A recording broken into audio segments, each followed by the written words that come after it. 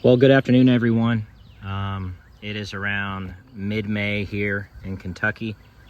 I've been going through some hives, checking on supers, checking on if they're queen right or not, and just trying to get through as many of these hives as possible. I've also been moving the queen excluders from in between the upper and lower super back down to just above the single deep, because again, if you've been watching my channel, I run single brood management in my apiary. I think, you know, we're mostly through the swarming season. I have not seen any swarms around here in quite some time, which is good news. So that was kind of my cue to go ahead and move those queen excluders back down one to where it's just above the brood chamber. Well, in doing so, I went ahead and performed some inspections just to check on, you know, how the colony is doing. And we have a significant issue this year. Well, at least I think so. I've talked to other fellow beekeepers and they're experiencing the same thing here in Kentucky and our surrounding area. And we're having a very difficult time getting virgin queens to successfully return on their mating flights. Just these first 8 hives right here, I've been through these 4 and the first 3 here. Only that one is queen right. So 1, 2, 3, 4, 5, 6. Don't know on this one yet. 6 colonies. 5 of them do not have a laying queen. So I have been scrambling. I've been stealing eggs from this colony. I've been stealing eggs from colony 11 that is queen right, and I have been donating brood and frames of eggs to each of these hives that are queenless at varying different days. I didn't do everything today, but I'm keeping track in my beekeeping calendar. So what's going on? I don't know. I leave that to the experts. I'm gonna blame the weather. You know, our spring here was somewhat cold. It was very rainy. It didn't seem like that. So today is absolutely gorgeous out here. I mean, it's sunny, 73, 74. The bees are absolutely destroying this clover out here. But that's been the exception so far this spring. It has been just not pleasant, really. And I don't think that makes for really good mating flights. Plenty of drones. My God, there's drones everywhere. I mean, I see them flying right now. They're all over the place. So every colony that I get into, you know, these are drones flying right there. You can tell they're a little fatter. But every colony that I get into just has gobs of drones in it. I mean, look at the activity on this hive. You can tell they're queenless. But I just got into this one. There's about maybe 4 or 5 seams of bees in there. So once again, put another frame of egg and brood in there. The brood helps suppress the laying workers, delays it a little bit. So whenever you find a queenless hive, if you're trying to allow the hive to requeen itself, go ahead and put a frame of brood in there, open brood, closed brood, brood that's about to emerge. The pheromone that brood puts off will help suppress the laying workers until, you know, the colony can requeen itself. The much easier way to requeen a queenless colony is to just reach out to your local club or other beekeepers in your area that may do queen rearing. And that is where they have queens for sale. Now, I think the going rate for a virgin queen is around $20. Mated queens can be anywhere $40 and above. Is it worth it? Sure, if it can save a colony. I'm weird. I kind of like to just raise my own queens, see if I can colonies can requeen themselves. However, if it gets pretty dire, I will absolutely reach out and try to buy some queens. Generally, when you have numerous colonies, that's why you have numerous colonies, you can donate resources from other hives. So those of you that have been watching my channel for a while, you'll remember that I came out of winter with 8 hives, and I have grown to 14 now, including the colony that is in the swarm trap over there that I shot a video earlier of. So I'm fairly confident that colony is queen right, just based on the activity at the entrance. But it's really hard to tell during a flow, to be honest with you, because I would have been fooled with these thinking that they're queen right. And they're absolutely not. There's still tons of honey in here, though. I mean, these two supers right here are stuffed. I'd say they're about 80 to 90% full. I mean, I was grunting picking them up. So, you know, that's the good news. However, until they can requeen themselves, these colonies aren't gonna, you know, make it to the winter without laying workers and other issues. I've already combined 2 colonies. So I had a hive here, and this hive over here was a swarm that I got from my Ben's house. That was the video I posted. Does it get any easier than this? That colony may have had a virgin queen in there. I don't know. But like every other colony that has swarmed here, appears to have not been able to get a virgin to return mated successfully. So this colony had 2 seams of bees, but had a mated queen, and she was laying. So, you know, logic tells you, go ahead and combine them. So I actually did a direct introduction over here. I was running low on time. I would have liked to have done a slower introduction, especially, my God, how important and, you know, scarce mated queens are. I probably should have done it a little slower, but I was just running low on time. So hopefully she's okay in there. I'll check here in about a week or so just to make sure that colony's doing okay there on the far right. But yeah, you just combine. I mean, eventually, if the colony cannot queen right itself, and this is the 2nd time now I've donated brood and eggs to this colony, so it is a ticking time bomb for laying workers.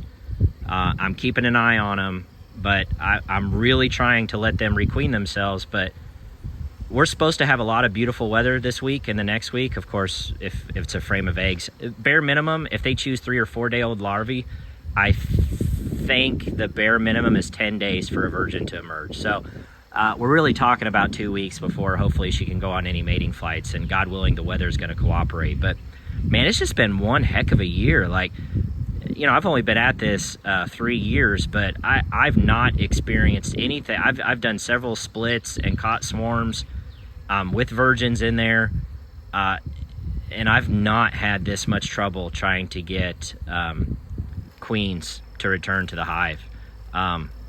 So these are the newer colonies. These are swarms that I've caught that I still have about 2 more weeks before I can peek in there. There was good activity on both of these hives a little bit earlier today, so plenty of bees coming and going, but I'm gonna leave them alone for a month. So I've still got a couple weeks before I can check on those. And then, like I said, this is the one I know a queen's in there unless they killed her. I know a queen's in there because I just stole another frame of eggs out of there, and I've not checked this hive yet. So it's on my list to do. And then I gotta check this one and move the queen excluders down. I only have 2 left. This is one of those hog half combs, and the queenless colony just didn't touch it. I think where I may have messed up was offering, and it's such a dumb moment now, but I put this on a queen right colony that was just packed jam full of bees. I think it was maybe this one. And I gave them another super of drawn comb. So duh, stupid. Which one do you think they're gonna fill first? You think they're gonna spend resources drawing all this comb out? Or they're just gonna fill one of these supers that had 9 frames of drawn comb in it with nectar and cure it for honey? Which one do you think? Which one would you choose? So that was kind of a duh moment. I did move one of the hog half comb over to this queen right colony, and they're just starting to draw comb out on it. And I put it just above the brood chamber, hoping there's like 2 frames in this colony, end to end, wall to wall, with capped brood. So there's about to be, I don't know, ballpark, what, 12,000 new bees emerge out of this colony. And so if we, you know, have some more good weather, maybe they'll start to draw this comb out. I don't know. I'm not that worried about it. As far as the honey is concerned, I think I'm definitely going to have more honey than I had last year already. But I'm actually more concerned about the condition of my colonies than I am getting honey, because I don't know, I want these colonies to do well. So I'm going to continue to monitor. I've got, remember how I personally choose to use these discs on the front? I've got the queenless colonies closed up. because when the virgins emerge and go on their mating flight, or a virgin emerges, I don't want her to return above the queen excluder. That would be a big, mistake. So hopefully they'll make it back into here. I still have my introducers pretty low. I know there's varying philosophies on that. A lot of people will comment and say, oh, you need to open that up. I know some people in Kentucky that are already experiencing robbing conditions. I am not. I do not have any dead bees anywhere in the front of my hives, but I also have a lot of hives that aren't queen right. So I've closed off the discs for the colonies that are queen wrong. So she only has one place she can get back, God willing, she makes it back, only one place she can get into the hive to start laying. And then as soon as I start to see eggs again, I can come back and open these discs and allow the foragers, as you can tell, that really want to get in there, access back into those supers directly, instead of having to go, the receiver bees or whichever that are in the brood here, having to receive the honey or the nectar from the bees and then move it up into the supers by going through the queen excluder. I know some people don't like these discs. I've been asked questions, why do you use those? It's personal preference. I like the flexibility and what they have to offer. There's beekeepers that don't like them, and that's fine. As with everything in beekeeping, you do you and I'll do me. So anyway, I'm gonna put that hog half comb up. That's one of them. The other one is on a colony over there, so fingers crossed on that one. But if I come across, like, let's say one of those new swarms that I caught is queen right, I may just put, this one here on the far right, within a couple weeks, if I check it, colony, whatever, 14 or whichever one this is, 12, 13, 14, yeah, 14. I may just slap it on top of there and be like, hey, have at it. Let's see what you can do, especially if there's a laying queen in there. And I think we're still in the time of the year where populations are still technically increasing, so we haven't peaked yet. But I did go ahead and put a super on this colony, and I'm pretty sure they're already storing honey in here and drawing combs. So, and I know they are in these two because I've checked them. Yeah, that's really it as far as an update from the bee yard here. Just, man, scratching my head on these mating flights, and it's just been frustrating. I know it's been frustrating for me personally. I've talked to other fellow beaks. It's been frustrating for them. But it is what it is. This is sometimes what we deal with in beekeeping. And so all you can do is just try to manage, try to donate resources. I think next year, and my friend Laura's always told me this, like, Josh, you need a resource hive. Josh, you need a resource hive. Josh, you need a resource hive. Okay, I think I get it now. I need a resource hive. So I may have just like a 5-frame nuke that I set out. I actually thought about next year doing another setup and just having nukes there, because ideally I'd like to sell some nukes to some fellow Oldham County or surrounding area beekeepers. I just haven't felt like I'm there yet. I wanted to be there this year, but it didn't work out. And hopefully I'll be there next year, where maybe I'll have a couple nukes that I can sell.